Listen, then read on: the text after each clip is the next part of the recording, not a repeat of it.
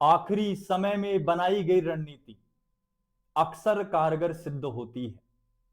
जो समय को ध्यान में रखकर चलता है वो आसानी से अपनी मंजिल तक पहुंच जाता है।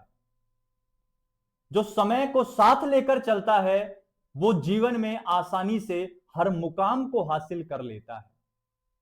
मैं ये शब्द इसलिए कह रहा हूं बच्चों, क्योंकि अब आपको भी समय को साथ लेकर चलना है। अब आपको भी आखिरी समय की रणनीति तैयार करनी है। अब आपको भी अपने मुकाम, अपनी मंजिल तक पहुंचना है, क्योंकि बच्चों कल आपका एग्जाम रहने वाला है और आपने उम्मीद है कि कंप्लीट रूप से तैयारी कर ली होगी।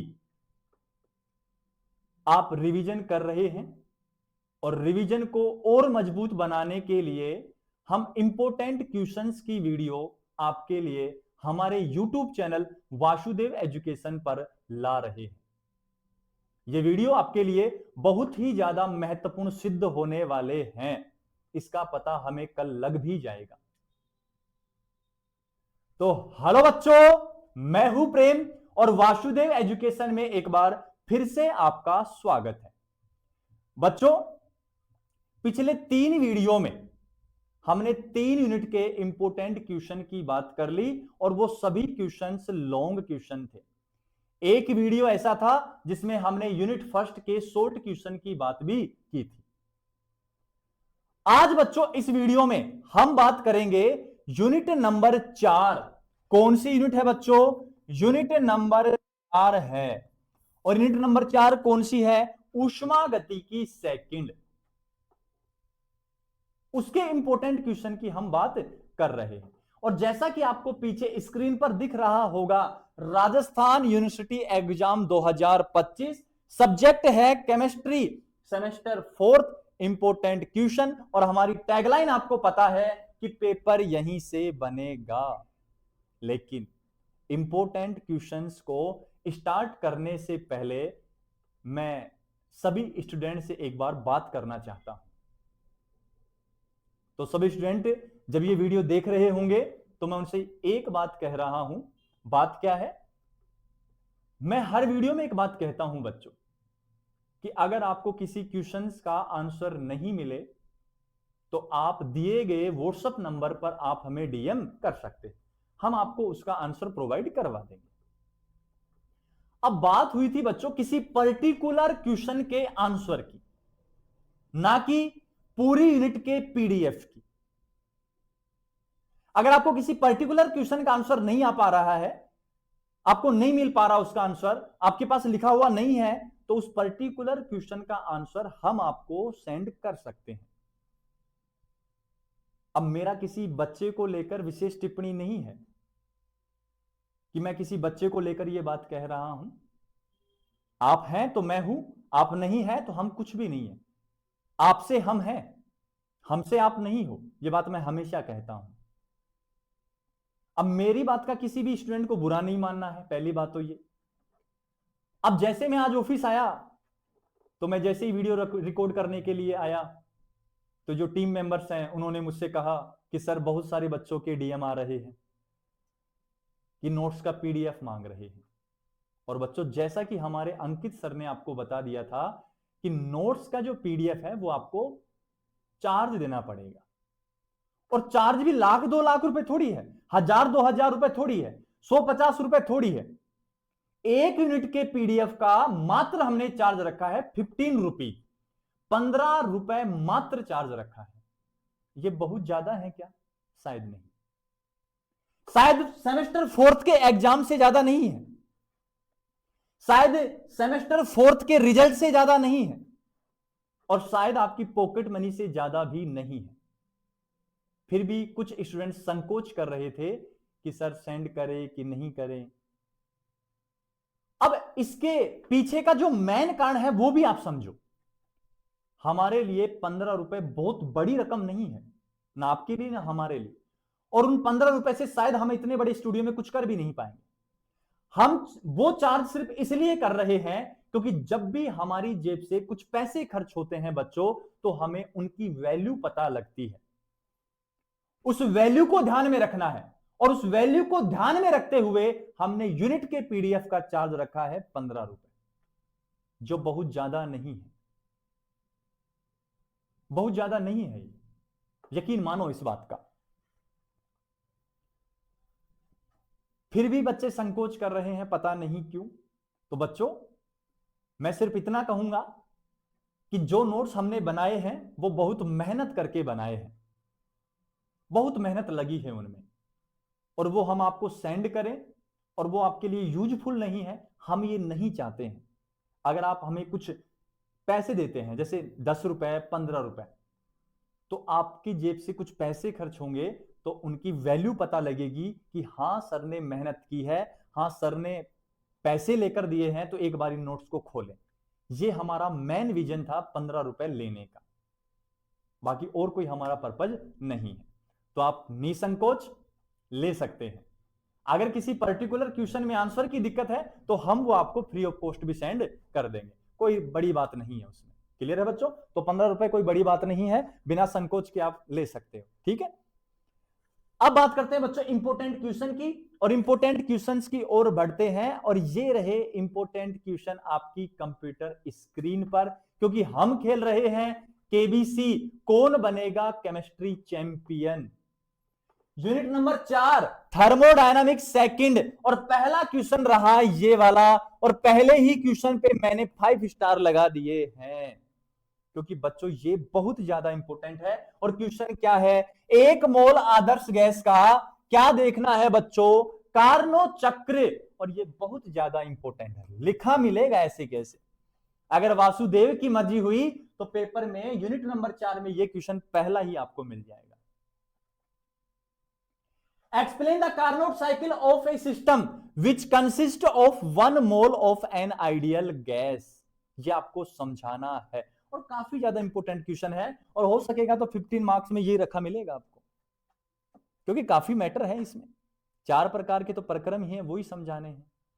नेक्स्ट अगर क्वेश्चन की ओर मैं बढ़ू बच्चों, तो नेक्स्ट क्वेश्चन है, स्टार लगा फिर से, गिब्स हेल्महोल्ट्ज समीकरण क्या है, इसको समझाना है, साथ ही साथ एक्सप्लेन तो करना है, इसके महत्व को समझाना है, इसके अनुप्रयोग या एप्लीकेशंस को समझाना है, या सिग्निफिकेंस को समझाना है।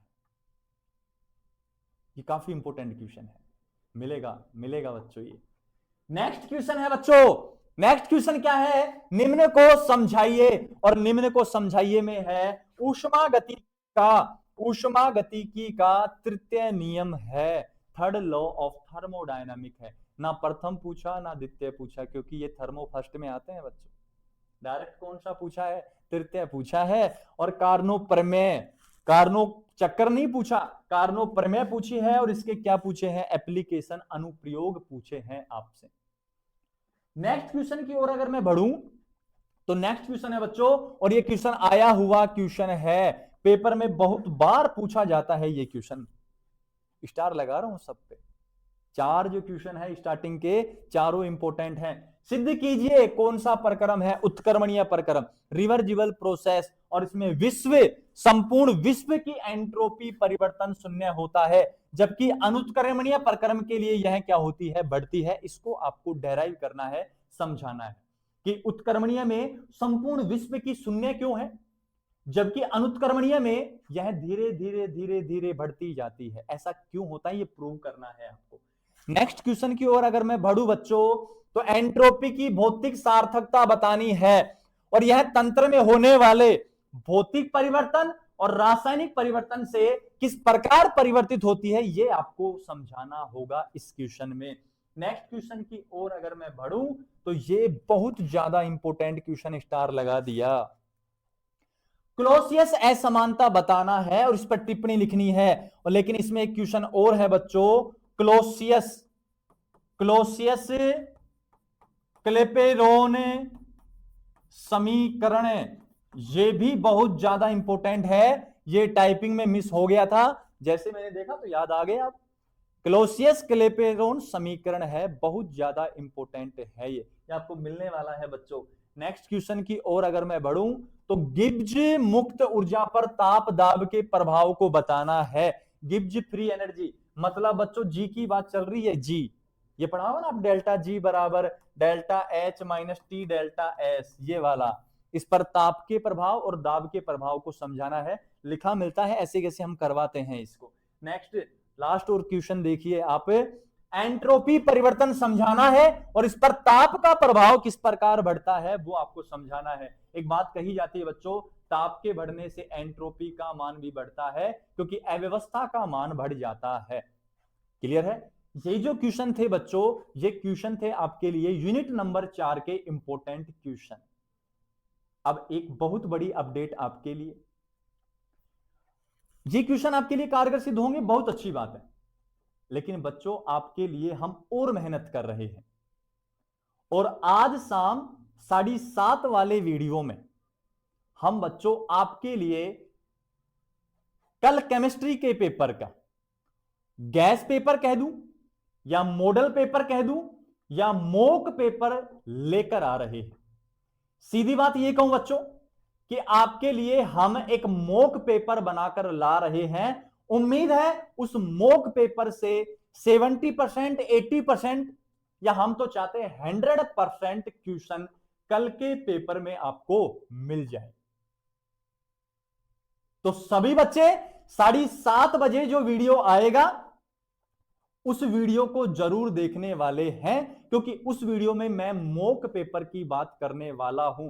और ये मॉक पेपर बच्चों बहुत ज्यादा एनालिसिस करके, विश्लेषण करके, पिछले साल जो क्वेश्चन आ चुके हैं, कौन कौन सा पहले आ चुका है, अब आने की संभावना कौन सी है, इन सभी को सोच समझकर और वो मॉक पेपर तैयार किया गया है। और उम्मीद है उसमें बहुत सारे क्वेश्चन कल के एग्जाम में आने वाले हैं। तो बच्चों अभी जाइए, आप अभी जाइए और चैनल को पहले सब्सक्राइब कीजिए, बेल आइकन को प्रेस कीजिए और वीडियो को लाइक करना है, कमेंट करना है। क्लियर है बच्चों? ताकि मॉक टेस्ट वाले वीडियो का नोटिफिकेशन आपसे मिस ना हो। साथ ही साथ अगर मैं आपके लिए मेहनत कर रहा हूं बच्चों, तो आप भी हमारे लिए कुछ तो कर सकते हैं। मैं आपके लिए इंपॉर्टेंट जो क्वेश्चन जिसका आंसर नहीं आ रहा है उसका आंसर भेज रहा हूं, तो आप भी हमारे लिए एक काम कर सकते हैं कि ये जो वीडियो है इंपॉर्टेंट क्वेश्चंस वाली, इन वीडियो को आप अपने ज्यादा से ज्यादा दोस्तों को शेयर कीजिए जो 4th सेमेस्टर में है या सेमेस्टर में पढ़ रहे हैं। क्योंकि बच्चों इस सेमेस्टर के बाद, इसके बाद जस्ट एग्जाम होने के बाद हम सेमेस्टर 5th की क्लासें लगाएंगे या सभी सेमेस्टर की क्लासें अपलोड करने वाले हैं। तो ये चैनल आपके लिए काम आने वाला है। और हमने पहले ही कहा था वासुदेव सर्वम इति, वासुदेव ही सब कुछ है। हर मोड़ पर, हर जगह, हर नए रास्ते पर, हर नए एग्जाम में हम आपके साथ खड़े हैं। जब जब आप जीवन में भटकेंगे तब तब भी हम आपके साथ खड़े हैं, क्योंकि हमने पहले भी कहा था कि वासुदेव एजुकेशन केवल शिक्षा प्रदान नहीं करता है, यह आपको सिखाता है कि जीवन कैसे जीना होता है, जिंदगी कैसे बनती है, वो सब बातें आपको सिखाता है। तो बच्चों याद रखना है, मिलते हैं 7:30 बजे वाले वीडियो में। 2-4-5 मिनट लेट हो सकती है क्योंकि बहुत मेहनत लग रही है, उसमें बहुत ज्यादा मेहनत करनी पड़ रही है हमको। तो आप वेट कीजिएगा और मिलते हैं 7:30 बजे। तब तक आप कहीं मत जाइएगा, किताबों में लगे रहिए, पढ़ते रहिए, क्योंकि कल का ही पेपर है, अब ज्यादा समय नहीं है आपके पास।